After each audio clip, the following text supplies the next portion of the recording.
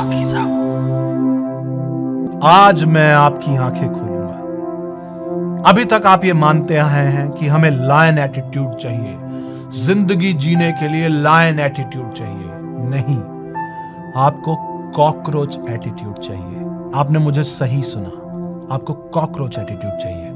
मैं इस बात को प्रूव करूंगा। तो मैं आशा करता हूं कि आप पूरा वीडियो देखेंगे ताकि आप इस बात को समझ सकें कि आप लोगों को कॉकरोच एटीट्यूड क्यों चाहिए। जब मैंने कॉकरोच के बारे में पढ़ा, मैं अचंभित था। क्या बात है! कॉकरोच इस धरती पर 35 करोड़ सालों से है। 35 करोड़ सालों से। 25 करोड़ साल के आसपास डायनासोर आए थे। कॉकरोच तब भी था। कॉकरोच उनसे पहले भी था। जब डायनासोर विलुप्त हो गए, कॉकरोच तब भी था और कॉकरोच आज भी है। कॉकरोच के बारे में कुछ इंटरेस्टिंग बातें बताता हूं आपको। कॉकरोच एक ऐसा क्रिएचर है जो कुछ भी खा सकता है, कुछ भी। ठंडी से ठंडी जगह पर भी रह सकता है, गर्म से गर्म जगह पर भी सरवाइव करता है। कॉकरोच अपनी सांस 45 मिनट तक रोक सकता है। यही नहीं, कॉकरोच बहुत दिनों तक बिना सिर के भी सरवाइव करता है, बिना सिर के जिंदा रह लेता है। कमाल है कॉकरोच का। खाने के बगैर ये कॉकरोच 1 महीने से ज्यादा जिंदा रहता है। कमाल है।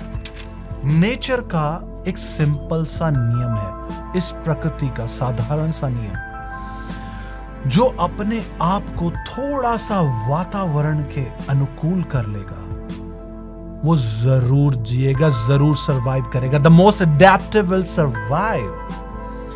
कॉकरोच के बारे में कुछ और महत्वपूर्ण तथ्य। कॉकरोच के बारे में ऐसा माना जाता है कि न्यूक्लियर वॉर के बाद अगर इंसान अपने आप को खत्म भी कर ले तो भी कॉकरोच जिंदा बच जाएगा। न्यूक्लियर वॉर के बाद भी, क्योंकि कॉकरोच की रेडिएशन को रेजिस्ट करने की क्षमता ज्यादा है। तो न्यूक्लियर वॉर के बाद कॉकरोच के इंसान से बहुत ज्यादा चांसेस हैं सरवाइव करने के। अब इसमें महत्वपूर्ण बात यह है कि कॉकरोच 35 करोड़ सालों से सरवाइव कैसे कर रहा है। दोस्तों, प्रकृति का एक सिंपल सा साधारण सा नियम है, अगर आप थोड़ा सा एडेप्टिव नहीं हैं, वातावरण के हिसाब से अपने आप को थोड़ा सा नहीं ढाल सकते, तो आपकी जगह कोई और ले लेगा।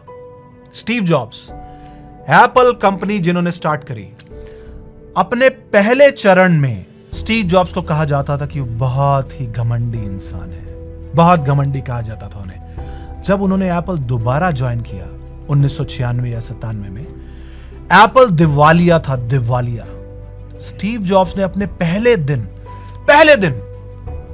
दोस्तों, आप व्यापार करते हैं, क्या आप ऐसा सोच सकते हैं कि व्यापार के पहले दिन आप कॉल कर रहे हैं अपने सबसे बड़े दुश्मन को?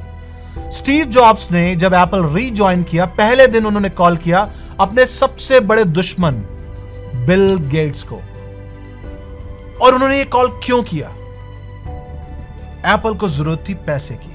उस समय माइक्रोसॉफ्ट के पास खूब पैसा था। स्टीव जॉब्स ने अपने सबसे बड़े दुश्मन को कॉल कर कर उनको कन्विंस भी कर लिया पैसे देने के लिए। आप अपने पहले दिन अपने सबसे बड़े दुश्मन को कॉल करते हैं, अपने सबसे बड़े दुश्मन को कन्विंस करते हैं कि वो आपको पैसा दे ताकि आप अपनी कंपनी चला सके। The most adaptive will survive. वातावरण के हिसाब से थोड़ा ढलना पड़ता है दोस्तों। कॉकरोच की एक और बात, कॉकरोच की कलेक्टिव डिसीजन मेकिंग भी बहुत अच्छी है। Collective decision making. हम इंसान पति पत्नी आपस में लड़ते हैं, गर्लफ्रेंड बॉयफ्रेंड आपस में लड़ते हैं, 2 दोस्त आपस में लड़ते हैं। क्यों? कोई भी थोड़ा सा झुकना नहीं चाहता। अरे झुकने का मतलब ये नहीं कि आप अपनी सेल्फ रिस्पेक्ट खो देंगे। झुकने का मतलब थोड़ा सा ये भी होता है कि आप एडजस्ट करना चाहते हैं, क्योंकि अगर आप एडजस्ट नहीं करेंगे, चाहे व्यापार हो, जंगल हो, समाज हो, आपकी डे टू डे लाइफ हो, तो आपकी जगह कोई और ले लेगा।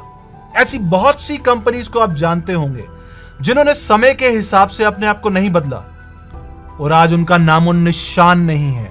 जो समय के हिसाब से नहीं बदलेंगे उनका नामो निशान नहीं रहेगा। यही इस प्रकृति का नियम है। यही एक नियम है इस प्रकृति का। जिस किसी ने अपने आप को समय के हिसाब से बदला, उन्होंने सरवाइव किया।